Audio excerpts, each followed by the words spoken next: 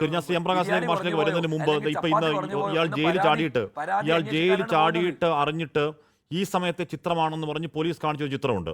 അതൊന്ന് കാണിക്കാവോ? അത് പ്രേക്ഷകർ പറഞ്ഞിട്ടുണ്ടാവില്ല. രാവിലെ വന്ന ചിത്രമാണ് ആ ചിത്രം. ഒന്ന് കാണിക്കാം. ഒരു ചിത്രമുണ്ട്, ഒന്ന് കാണിക്കാൻ പറ്റുമോ? ഇപ്പോൾ കാണിക്കാം. എന്ന് പറഞ്ഞാൽ ആ ചിത്രവും ഇപ്പോൾ കാണിക്കുന്ന ചിത്രവും തമ്മിൽ യാതൊരു ബന്ധവുമില്ല. എന്ന് പറഞ്ഞാൽ ആ ചിത്രം കണ്ടാൽ ഇപ്പോൾ കാണുന്ന ഗോവിന്ദച്ചാമിയാണെന്ന് അറിയണമെന്നുണ്ടെങ്കിൽ മറ്റേ സൂക്ഷ്മദർശിനി വെച്ച് നോക്കിയാൽ അറിയാൻ പറ്റുള്ളൂ. അവിടെ നാട്ടുകാർ മാധ്യമ വാർത്തകൾ കണ്ട് ജാഗ്രതയോടെ ഇരുന്നു.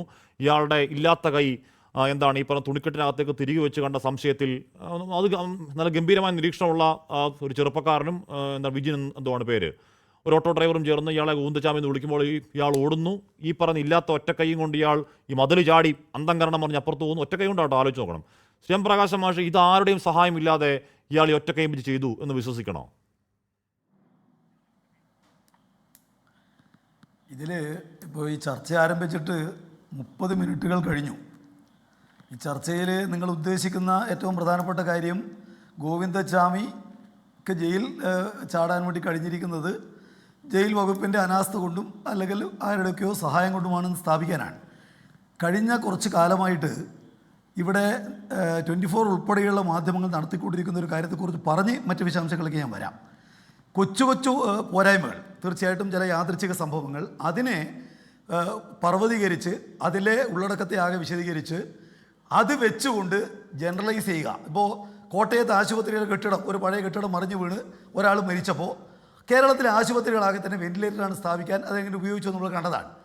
ഇലക്ട്രിസിറ്റി തട്ടി ഒരു കുട്ടി മരിച്ചപ്പോൾ അതിനുപയോഗിച്ചുകൊണ്ട് എങ്ങനെയാണ് കേരളത്തിലെ വൈദ്യുതി വകുപ്പാകെ തകരാറാണെന്ന് സ്ഥാപിക്കാൻ നിങ്ങൾ ശ്രമിച്ചതെന്നുള്ളത് കേരളം കണ്ടതാണ്. എന്നാൽ യൂത്ത് കോൺഗ്രസ് ആംബുലൻസ് തടഞ്ഞ് ഒരു ചെറുപ്പക്കാരൻ മരിച്ചപ്പോൾ നിങ്ങൾക്ക് ജീവൻ്റെ മേലെയാണ് പ്രശ്നമെങ്കിൽ അത് ചർച്ചയാവേണ്ടതാണ്. നിങ്ങൾക്ക് ചർച്ചയാവില്ല. എന്തുകൊണ്ടെന്നാൽ കേരളത്തിൽ യാദൃച്ഛികമായി ഉണ്ടാകുന്ന സംഭവങ്ങളിൽ ഉൾപ്പെടെ പർവ്വതീകരിച്ച് അത് ജനറലൈസ് ചെയ്യുക എന്ന് പറയുന്ന പണിയാണ് നിർഭാഗ്യവശാൽ നിങ്ങൾ ചെയ്തുകൊണ്ടിരിക്കുന്നത്. സത്യമായി യാദൃശ്യം വാക്ക് ഉപയോഗിച്ചോളൂ. കൊച്ചു സംഭവങ്ങൾ എന്ന് പറയല്ലേ മാഷേ? കൊച്ചു സംഭവങ്ങൾ എന്ന് പറയല്ലേ? ഞാൻ നിങ്ങളോട് ബിൽഡിംഗ് ഇടിഞ്ഞു വീണ് ഒരു പാവം വീട്ടമ്മ മരിക്കുന്നത് കൊച്ചു സംഭവം അല്ല. ഒരു പാവം 8ാം ക്ലാസ്സുകാരൻ സിസ്റ്റം അനാസ്ഥയിൽ കയറി മരിച്ചു പോകുന്ന കൊച്ചു സംഭവം അങ്ങനെ പറയല്ലേ മാഷേ? തെറ്റാണ്. ഇടപെടില്ല, അത് പറഞ്ഞോളൂ. അല്ല ഹാഷ്മി, നിങ്ങൾക്ക് നിങ്ങളുടെ രാഷ്ട്രീയം എല്ലാവർക്കും അറിയാലോ.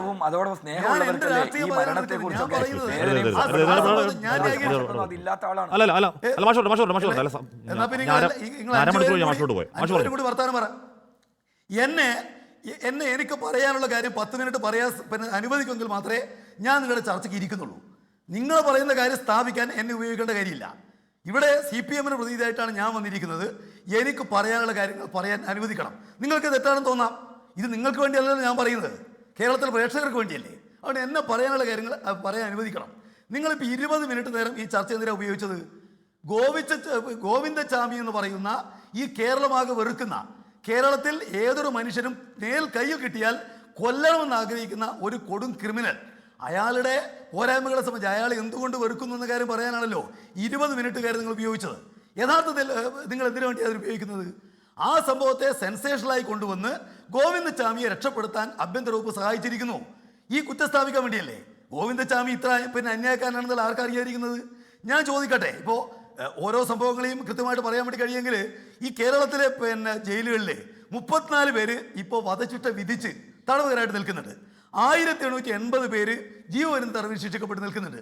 അവരെല്ലാം ഇതുപോലെ ആളുകളെ കൊന്നവരാണ്, ബലാത്സംഗം നടത്തിയവരാണ്, അതുപോലെ ഒട്ടനവധി ക്രൂരകൃത്യങ്ങൾ ചെയ്തിരിക്കുന്ന ആളുകളാണ്.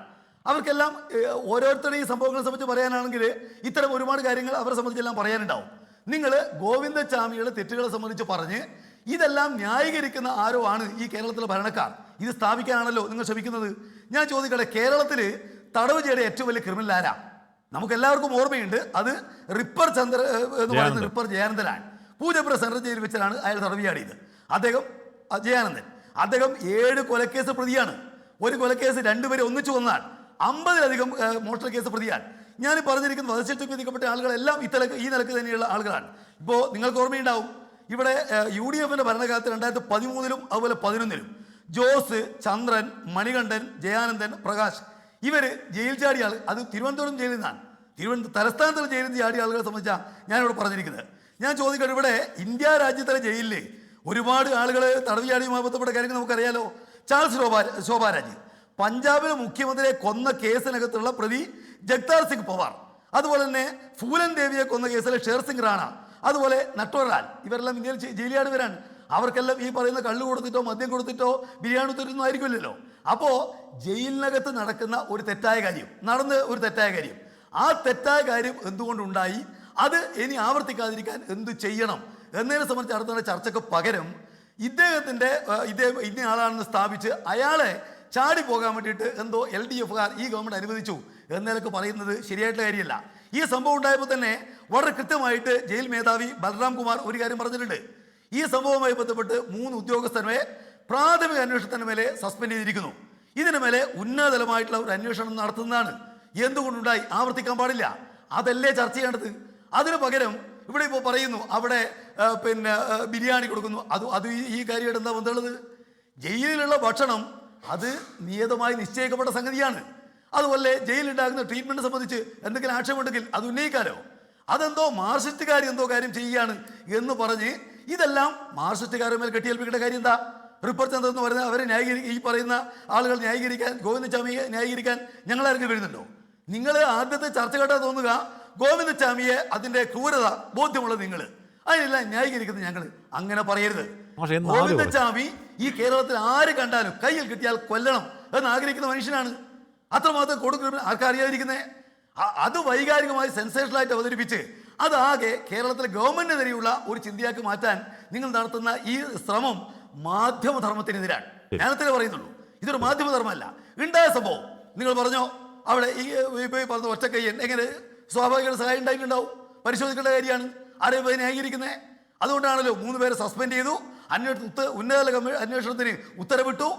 അദ്ദേഹത്തെ ജനങ്ങളുടെ സഹായത്തോടുകയാണെങ്കിലും 3.5 മണിക്കൂർ കൊണ്ട് പിടിക്കാൻ കഴിഞ്ഞു. അതൊരു ചെറിയ കാര്യമല്ല. നിങ്ങളിപ്പോൾ കണ്ണൂരിനെ സംബന്ധിച്ച് പറയുമ്പോൾ കണ്ണൂരിനെ ആകെ മോശമാക്കിയിട്ടാണല്ലോ പലപ്പോഴും നിങ്ങൾ ചർച്ച ചെയ്യുക.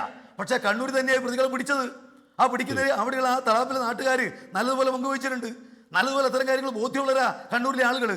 അപ്പോൾ അതൊന്നും കാണാതെ നിങ്ങൾക്ക് ഈ എന്ത് കാര്യമുണ്ടെങ്കിലും എങ്ങനെയാണ് ഗവൺമെന്റിനെ കുറ്റപ്പെടുത്താൻ കഴിയുക, CPM-നെ കുറ്റപ്പെടുത്താൻ കഴിയുക? അങ്ങനെ ഉപയോഗിക്കരുത്. ഏത് ചെറിയ സംഭവം ഉണ്ടായാലും അതിനെ ജനറൈസ് ചെയ്യുക എന്ന് പറയുന്ന നിലയല്ല ഉണ്ടാവണം. ആളുകളുള്ള ഒരു ജയിലിനകത്ത് സ്വാഭാവികമായിട്ടും ഇത്തരം ചില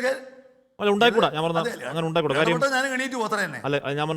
നിങ്ങൾക്ക് കാര്യങ്ങൾ ന്യായീകരിക്കാൻ വേണ്ടിയിട്ട് ന്യായീകരിക്കേണ്ട കാര്യമില്ലല്ലോ. ഞാൻ പറഞ്ഞു ഇയാളെ നിങ്ങൾക്ക് കാര്യങ്ങൾ നിലപാടിലേക്ക് ഞാൻ ഇരുന്നേണ്ട കാര്യമില്ലല്ലോ. ഇല്ല, ഞാൻ ഇടപെട്ടില്ലെന്ന് പറഞ്ഞു. ഇടപെടാൻ ഞാൻ കേൾക്കായിരുന്നു. ഇടപെടാതെ കേൾക്കുക. ഞങ്ങൾക്ക് എത്താൻ ഞാൻ പറഞ്ഞ കാര്യം ഇത്രയേ ഉള്ളൂ. കേരളത്തിൽ ഇപ്പോ താജ് ഇബ്രാഹിം ഉൾപ്പെടെയുള്ള മാധ്യമപ്രവർത്തകർ ചെയ്തുകൊണ്ടിരിക്കുന്ന കാര്യം യാദൃച്ഛികമായി ഉണ്ടാകുന്ന സംഭവങ്ങൾ. ഇപ്പോ കെട്ടിടം വീട് മരിച്ചതിന് എന്താ ഗവൺമെന്റ് ഉത്തരവാദിത്തം? കറണ്ട് തട്ടി മരിച്ചതിന് എന്താ ഗവൺമെന്റ് ഉത്തരവാദിത്തം? അതുപോലെ ഒരാൾ ജയിൽ ചാടിയതിന് എന്താ ഗവൺമെന്റ് ഉത്തരവാദിത്തം? ആ ഒറ്റപ്പെട്ട സംഭവങ്ങളെ പർവ്വതീകരിച്ച് സെൻസേഷണലാക്കി അതാണ് ആകെ എന്ന് സ്ഥാപിക്കുന്ന ഒരു ജോലി പ്രതിപക്ഷം ചെയ്യും. അവരുടെ രാഷ്ട്രീയ പ്രവർത്തനമാണത്. അതിനെ അന്യായമായി സഹായിക്കുക, അതാണ് നിർഭാഗ്യവശാൽ താജ് അടക്കമുള്ള ആളുകൾ എല്ലാ ദിവസവും ചെയ്യുന്നത്.